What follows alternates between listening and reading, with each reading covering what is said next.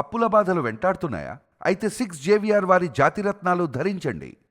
నమస్తే, welcome to మనం TV. ప్రస్తుత ఏపీ రాజకీయాల గురించి మనతో మాట్లాడడానికి మన ముందు ఉన్నారు డివి శ్రీనివాస్ గారు. నమస్కారం సార్. నమస్తే అండి. సార్, అంటే మొన్న అగ్రిగోల్డ్ భూముల స్కామ్ ఏదైతే ఉందో వాటిలో జోగి రమేష్ కొడుకు ఎవరైతే ఉన్నారో రాజీవ్ని అరెస్ట్ చేయడం జరిగింది. సో అదే క్రమంలో అంటే చంద్రబాబు నాయుడు ఇంటి మీద దాడులు, ఆఫీస్ మీద దాడులు జరిగినాయంటే అప్పట్లో కొన్ని విజువల్స్ కూడా ఉన్నాయి, పూర్తి ఆధారాలు కూడా ఉన్నాయి. ఆ కేసులో జోగి రమేష్ని ఆ స్టేషన్కి రమ్మని పిలవడం జరిగింది సార్ పోలీసులు. అయితే ఈ రోజు వెళ్ళారు. సో పూర్తి ఆధారాలు ఉన్నాయి కాబట్టి అరెస్ట్ అయ్యే అవకాశం ఏమైనా ఉందంటారా జోగి రమేష్ గారు? తప్పు చేసి తప్పించుకోలేరు కదా. అవును. ఇప్పుడు అరెస్టు అనేది తప్పదు. తప్పు చేసినప్పుడు ఇవాళ జోగి రమేష్ అదేంటి గతంలో అధికారం అండగా అతను చెలరేగిపోయారు. అవును. ఇక కర్రకట్ట మీద దగ్గర మరి ఒక 100 కారులతో రౌడీలు వేసుకుని ఆయన ఇంటి మీదకి వెళ్ళిన నేపథ్యంలో అతను ఎవరు? మాజీ ముఖ్యమంత్రి. ఇప్పుడు మాజీ ముఖ్యమంత్రి ఇంటి మీదకి దాడికి వెళ్ళినప్పుడు మరి ఆ కేసు మరి అరెస్ట్ తప్పదన్నమాట. ఇప్పుడు జగన్మోహన్ రెడ్డి ఉన్నాడు, ఇప్పుడు మాజీ ముఖ్యమంత్రి, ఆయన ఇంటి మీదకి కూడా ఎవరన్నా ఇట్లాగే కార్లు వేసుకుని దాడికి వెళ్తే అరెస్ట్ చేయకుండా ఉంటారా? చేస్తారు. వెళ్లే ముందు ఉండాల బుద్ధి. ఇప్పుడు వెళ్ళిన తర్వాత ఇంకప్పుడు మళ్ళీ అరెస్ట్ అనో లేకపోతే ఇది కక్ష సాధింపు అనకూడదు. ఇంకా అది పూర్తిగా వీళ్ళే ఉంటాను అనే క్రమంలో చేసి ఉండొచ్చు కదా సార్. అది అంటే అది కళ్ళు నెత్తికెక్కకూడదు కదా. ఇప్పుడు వీళ్ళు రాజకీయ నాయకులు, వీళ్ళ కళ్ళు ఎప్పుడు నేల మీదే ఉండాలి కానీ నీకు మబ్బుల్లో ఉండకూడదు కదా. కళ్ళు నేలకి దించుతారు, ఏది జనం దించుతారు అన్నమాట. దించేశారు. జగన్మోహన్ రెడ్డి కావచ్చు, జోగి రమేష్ కావచ్చు. ఆ రోజేంటి అయ్యన్న పాత్రుడు ఏదో అన్నాడు జగన్మోహన్ రెడ్డిని, అందుకని ఈయనకి బీపీ పెరిగిందా? ఇప్పుడు జగన్మోహన్ రెడ్డి కూడా అన్నాడు ఇట్లాగే మంగళగిరి తెలుగుదేశం పార్టీ కార్యాలయం మీద దాడి చేస్తే నన్ను తిట్టినందుకు మా వాళ్ళకి బీపీ పెరిగింది అంటున్నాడు. అవును. ఈ బీపీ పెరగటం ఏంటి అసలు? బీపీలు పెరిగితే బీపీలు తగ్గించేది జనమే అన్నమాట. అయ్యన్న పాత్రుడి ఇంటి మీదకి వెళ్ళాలా ఆయన తిడితే? జోగి రమేష్ తిట్టింది ఎవరు? అయ్యన్న పాత్రుడు తిట్టాడన్నారు. ఆయన ఇంటి మీదకి వెళ్లకుండా నువ్వు చంద్రబాబు ఇంటి మీదకి వెళ్ళటం ఏంటి? ఇప్పుడు జోగి రమేష్ తిట్టాడు. బీపీలు పెరిగాయన్నా సరే ఒక కార్యకర్త కంటే అర్థం ఉంది సార్, అతను ఎమ్మెల్యే కదా సార్, అప్పుడు మినిస్టర్ కూడా. అది ఒక దుష్ట సంప్రదాయం. ఏది బరిదిగింపుగా చూడాలి. దాన్ని అడ్డం పెట్టుకుని ఇంకా మిగతా వాళ్ళు కూడా ఇదే పోకడలు పోతే జగన్మోహన్ రెడ్డి చేసింది కూడా తప్పిదాం. ఏది ఆ దాడికి అతను మెచ్చుకుని ఆయనకి మంత్రి పదవి ఇచ్చాడన్న చెడ్డ పేరు. అంటే అఫ్ కోర్స్ జగన్మోహన్ రెడ్డి కోరుకునేది ఇలాంటి చెడ్డ పేరే అనుకుంటా. ఏది ఎవరెంత నేరం చేస్తే వాళ్ళకంత పెద్ద పదవి అనే ఒక ఆనవాయితీ అలాగే ఇచ్చారు కూడా. ఏది ఇతనికి మంత్రి పదవి ఇవ్వటం, అతను ఎవరు మాచర్లలో కుర్రాడు బొండా ఉమా బుద్ధాయంకన్నా వాళ్ళ కారు మీద ఇనప రాడ్ వేసి కొట్టి అడ్వకేట్ తల బగల కొడితే అతను మున్సిపల్ చైర్మన్ చేశారు. జగన్మోహన్ రెడ్డి కూడా అసెంబ్లీలో ఉన్నప్పుడు జోగి రమేష్ వీళ్ళందరినీ తిడుతున్నప్పుడు, వేదిక మీద తిడుతున్నప్పుడు నవ్వుకున్న ఉదంతాలు. ఏది చంద్రబాబుని కుక్ అని, లేకపోతే పవన్ కళ్యాణ్ని పిచ్చి కుక్ అని, ఇంకొకళ్ళని ఊర పంది అని, అనగూడని మాటలు, దుర్భాషలు. జోగి రమేష్ ఇవాళ ఎంత దుర్గంధం ఎదజల్లాడో గత 5 ఏళ్లలో చూసాం. రమేష్ రాజకీయం ఇవాళది కాదు. ఏది అతను కూడా మరి 4 సార్లు కంటెస్ట్ చేశాడు. అతనిది మైలవరం అయితే అతను పెడనలో కంటెస్ట్ చేశాడు, 2 times గెలిచాడు, ఒకసారి ఓడిపోయాడు. తర్వాత ఇక్కడ మైలవరం, నెక్స్ట్ ఇక్కడ పెనమలూరు వచ్చాడు. ఇప్పుడు 3 నియోజకవర్గాలు మారాడు. మారినా కూడా గతంలో జోగి రమేష్ ఎలా ఉన్నాడు, జగన్మోహన్ రెడ్డి పక్కన చేరినాక ఎలా రెచ్చిపోయాడు, బరిదిగింపు కనపడుతుంది అనమాట. ఇప్పుడు చంద్రబాబు పైన మీరు అవినీతి ఆరోపణలు చేశారు. అప్పటి తెలుగుదేశం ప్రభుత్వం పైన, మంత్రుల పైన అనేక విమర్శలు చేశారు. భూ కుంభకోణాలు అన్నారు. మరి మీరు మీ 5 ఏళ్లలో ఇప్పుడు జగన్మోహన్ రెడ్డి ఇవాళ ఈ ల్యాండ్ మాఫియా పరిస్థితి ఏంటి? ఇప్పుడు జోగి రమేష్ అగ్రిగోల్డ్ భూమి కొనడం ఏంటి?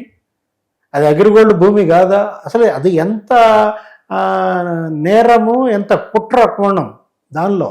అదేంటి అంబాపురంలో సర్వే నంబర్ 87, 88 లేని భూమి ఉన్న సర్వే నంబరు కింద చూపించి కొన్నారు. కొన్న తర్వాత మళ్ళా స్వీయ ధృవీకరణ అనే ఒక దీన్ని అడ్డం పెట్టుకుని సర్వే నంబర్ మార్చేశారు. పోనీ ఉంచుకున్నారా ఆ భూమి? మళ్ళీ అది అమ్మారు ఇంకొకళ్ళకి. అంటే ఎవరికి? ఒకవేళ ముందే గెస్ చేసి అంటారు సార్, ఇది తిరిగి తిరిగి మనకు వచ్చే అవకాశం ఉంటదేమో అందుకే నమ్మేశారు కుట్ర. కదా. దాన్ని అంటుంది కుట్ర అంటుంది. అందుకే Okay. అంటే ఏంటి, ఆ భూమి కొనకూడదని మీకు తెలుసు కానీ కొన్నారు, సర్వే నెంబర్లు మార్చారు, మళ్ళా క్యాష్ చేసుకున్నారు, ఇంకొకరికి దాన్ని అంటగట్టారు. ఇవాళ ఏంటి, అది అటాచ్డ్ భూమి, ప్రభుత్వ స్వాధీనంలో ఉన్న భూమి నువ్వు ఎలా కొంటావు? అది అగ్రిగోల్డ్ భూమి అని నాకు తెలియలేదంటాడు.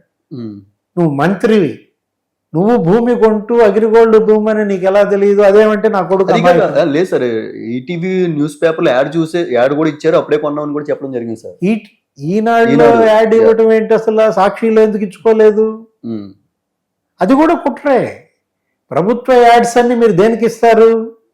సాక్షికి ఇచ్చి, అసలు ఆంధ్రజ్యోతికి ఈనాడుకి ఇవ్వకుండా సాక్షికి 800 కోట్ల యాడ్లు ఇచ్చిన వాళ్ళు ఈ ఒక్క యాడ్ ఈనాడులో ఎందుకు ఇచ్చారు?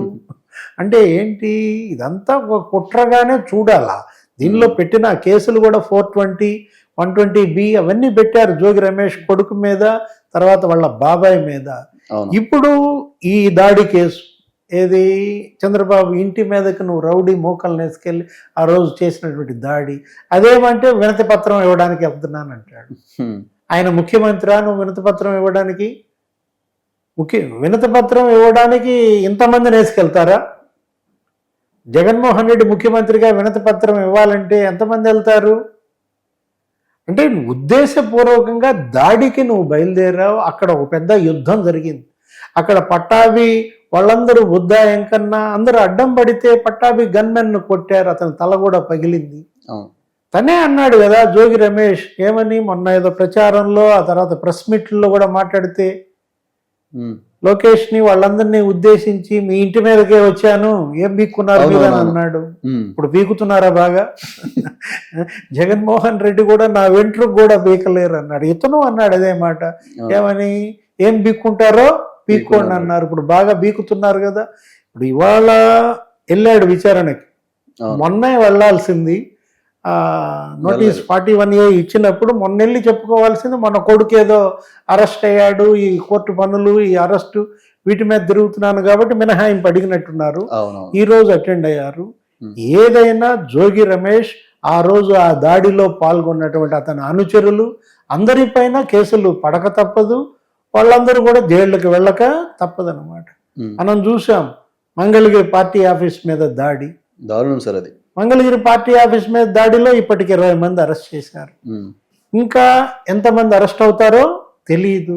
ఎవరికి వాళ్ళు బెయిల్ కోసం అప్లై చేస్తున్నారు. లేళ్ల అప్పిరెడ్డి కావచ్చు, లేకపోతే ఇంకా మిగతా ఆ రోజు ఈ దాడికి పాత్రధారులు, సూత్రధారులు దేవినేని అవినాష్ కావచ్చు, వీళ్ళందరూ కూడా బెయిల్కి అప్లై చేసుకుంటున్న పరిస్థితుల్లో హైకోర్టు ఒకటే మాట ఉందన్నమాట, ఏది జరిగింది నేరం. ఇవాళ పార్టీ కార్యాలయం మీదకి దాడికి వెళ్ళడం ఏంటి, ఆ దాడిని మీరు ప్రేరేపించడం ఏంటి? అది అక్కడ పోలీస్ దగ్గరికి వెళ్ళి చెప్పుకోండి, అది ఆ దర్యాప్తు సంస్థలు చూసుకునే బాధ్యత, దానిలో కోర్టుల ప్రమేయం ఏమి ఉండదని తేల్చి చెప్పింది అనమాట. గన్నవరం పార్టీ కార్యాలయంపై దాడి, తగలబెట్టారు ఆ దాడి. ఆ రోజు మరి విధ్వంసం అన్నమాట గన్నవరంలో మనం చూసాం. వల్లభనేని వంశీ పత్తాలేడు, పరారయ్యాడు. ఇప్పుడు అతని కోసం లుకౌట్ నోటీసు కూడా జారీ అయిన పరిస్థితి. ఇవాళ ఎన్ని రోజులు తప్పించుకుంటారు, ఎంత దూరం తప్పించుకోగలరు? ఇక్కడ కాకపోతే ఇంకో చోట పట్టుబడతారు. 15 బృందాలు ఇవాళ అతని కోసం గాలిస్తున్నాయి. ఎవరికి? వల్లభనేని వంశీ కోసం అన్నమాట. గోవాలో ఉన్నాడంటారు, నేపాల్లో ఉన్నాడంటారు, డల్లాస్లో తేలాడంటారు. ఎన్ని రోజులు తప్పించుకుంటారు? చట్టం కళ్ళు గప్పలేం, చట్టం చేతులు చాలా పొడవైనవి అనేది కూడా అందుకే అన్నమాట. ఈరోజు అధికారం ఉంది కదా అని చెప్పి చలాయిస్తే రేపొద్దున అధికారం పోతే నా పరిస్థితి ఏంటి అనే ఒక ఆత్మ విమర్శ ఉండాలి ప్రతి పాలకుడికి కూడా. అది కొరవడింది వీళ్ళల్లో. సో చూద్దాం సార్ ఏం జరుగుతుందో. Thank you sir, thank you so much. నమస్తే. మీ పర్సనల్ ఇంటర్వ్యూస్ మరియు వ్యాపార ప్రకటనల కొరకు ఈ నెంబర్ని సంప్రదించండి.